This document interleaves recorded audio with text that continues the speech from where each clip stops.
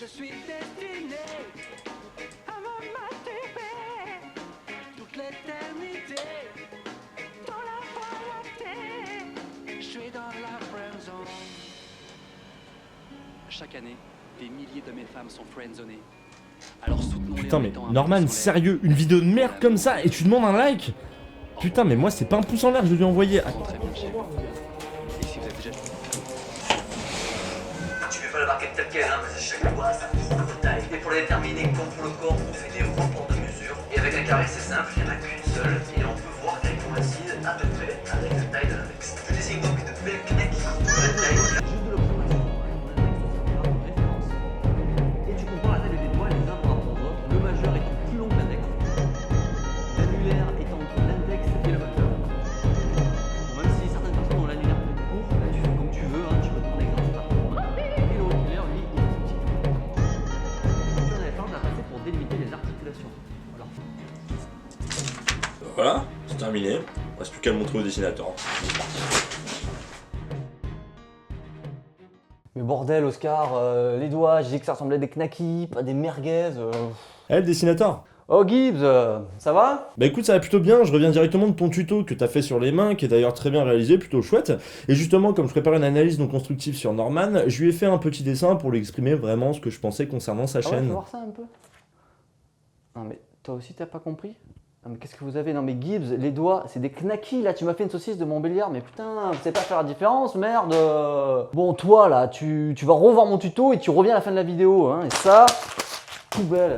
Et Oscar, les merguez, c'est trop épicé pour les doigts. Bon, on verra ça en fin de vidéo. C'est parti pour l'analyse non constructive sur Norman.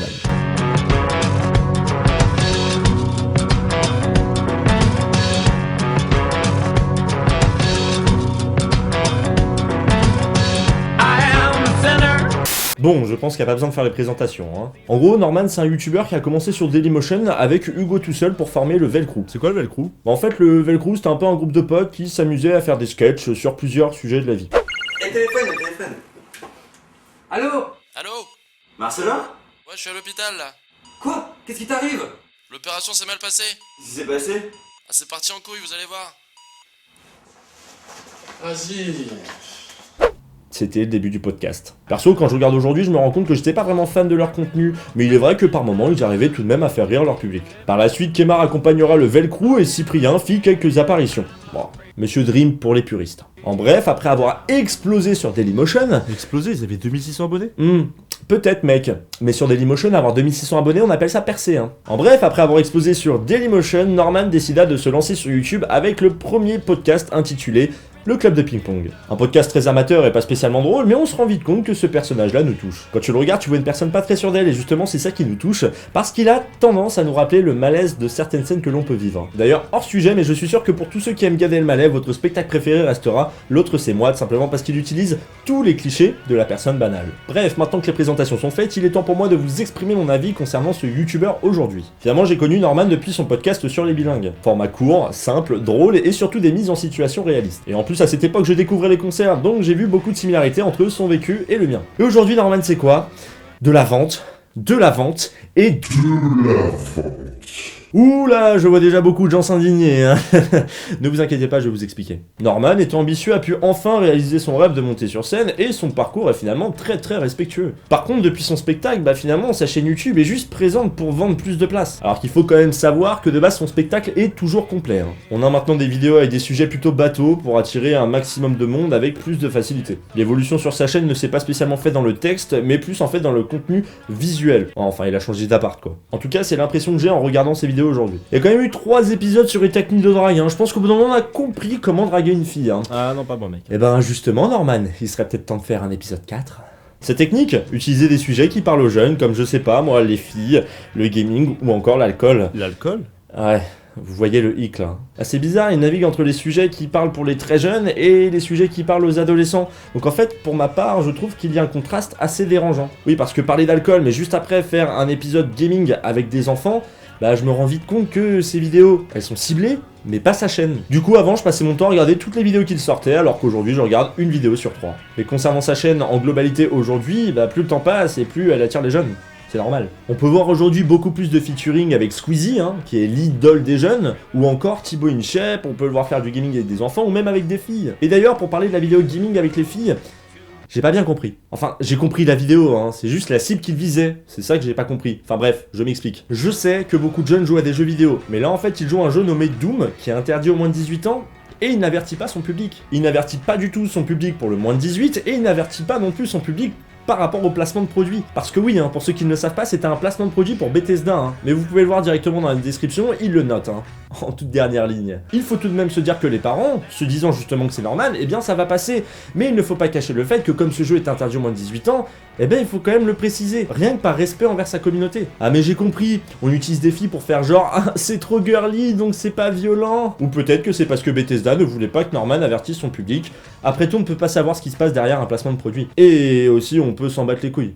C'est une autre option aussi ça. Mais je voulais vraiment vous en parler parce que ça me rappelle le Squeezie Gaming Show où on pouvait voir Cyprien et ses amis directement jouer à Assassin's Creed, un jeu interdit aux moins de 18 ans, bah devant les jeunes et leurs parents. Hein, c'est assez triste quand même, non? Mais ça, mec, c'est juste parce que t'es fragile. Hein. Ouais, c'est sûrement ça. Bon, ce qui m'a poussé quand même à faire cette analyse non constructive, c'est concernant cette dernière vidéo. Sur la muscu, C'était quoi cet effet là, mec? bah comme Thibaut InShape, j'aime bien les cuts. Ouais. Bon, par contre, coupe là parce que tu m'as filé à genre. Bref, non, je vais vous parler de la chanson nommée Friendzone. Bon, au point de vue de l'image, c'est très bien géré, du gros professionnalisme, un texte un peu cliché et une musique d'été. En fait, j'ai l'impression de parler de Magic System là. Bref, même s'il y a Natou dans le clip, bah finalement j'ai ressenti un malaise parce que à force d'être trop de produits, on en oublie bah finalement l'essentiel et... Qu'est-ce qu'il y a, mec? Bah je sais pas, mec, j'arrive pas finalement, non, j'arrive pas à critiquer négativement Norman. Bah pourquoi? Et je sais pas, parce que grâce à des personnes comme ça, bah finalement beaucoup de gens ont voulu se lancer sur YouTube et aujourd'hui ils en font carrément leur métier. Et on va pas se le cacher, oui, c'est grâce à des personnes comme ça, donc... Tu sais quoi, non mec, on va couper et je vais recommencer, vas-y. Bonjour les amis, c'est Gibbs et aujourd'hui, nous allons parler de Norman. Même si aujourd'hui Norman fait des choses beaucoup trop produites, histoire de mieux vendre son spectacle, je me rends compte que ce qui me rend surtout hargneux, c'est la nostalgie que je porte envers ce youtubeur. Mais finalement, pas qu'envers ce youtubeur. Je pourrais inclure Mister V, Cyprien, Diablo X9 ou encore le joueur du grenier. Je pourrais même mettre Digidix, parti ma foi bien trop tôt. Ah jamais dans Tout simplement parce que même si j'aime l'ambition, l'époque très amateur avec des sujets un petit peu cons, bah me manque quand même beaucoup. J'aimais voir des caméos non forcés par leur network, leur indépendance. Ça fait maintenant plus de 6 ans que je suis viewer sur YouTube et ce sentiment je l'ai ressenti plusieurs fois.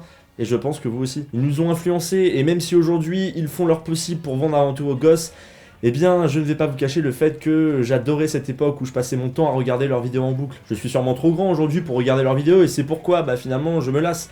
Mais on sait tous que quand des personnes partent, eh bien il y en a d'autres qui arrivent. Et on voit souvent des commentaires du genre c'était mieux avant, tout simplement parce qu'avant on les sentait beaucoup plus proches de nous qu'aujourd'hui. Et même si par moments je critique ce genre de youtubeurs, et là je vais prendre comme exemple Squeezie, eh bien à côté de ça je tiens à respecter entièrement leur parcours parce qu'ils le méritent amplement. Et même si aujourd'hui je déteste ce qu'ils font, eh bien je tiens quand même à préciser que ce sont des personnes tout de même très respectables. Bref les amis, j'espère que cette vidéo vous aura plu. Il est temps pour moi de redessiner le petit message que je voulais faire passer à Norman. Je pense que je vais voir une nouvelle fois le tuto de mon ami le dessinateur. D'ailleurs, c'est lui qui a fait ma bannière. N'hésitez pas à aller jeter un petit coup d'œil sur sa chaîne et à vous abonner si cette chaîne justement vous plaît. D'ailleurs, je vous mets directement le lien dans la description et dans la fiche en haut à gauche. Bref, je retourne à mes crayons. D'ailleurs, après analyse, est-ce que c'est vraiment ce doigt que je vais mettre en l'air? Ouais.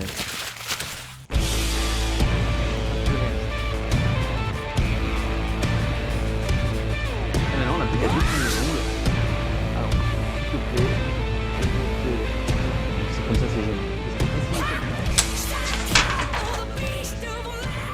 Il est parfait. Alors, tu vois, la merguez et la knacky, ça n'a rien à voir. Eh, redessinateur. Oh Gibbs, alors, tu as refait ton doigt? Ouais, par contre, j'ai finalement changé d'avis sur Norman. Comme c'est un mec plutôt cool, j'ai voulu envoyer un petit message sympa. Dis-moi ce que t'en penses. Ah ouais, c'est vachement mieux que tout à l'heure, hein. T'as bien progressé, hein, bravo, hein, mais c'est vraiment un message positif ça?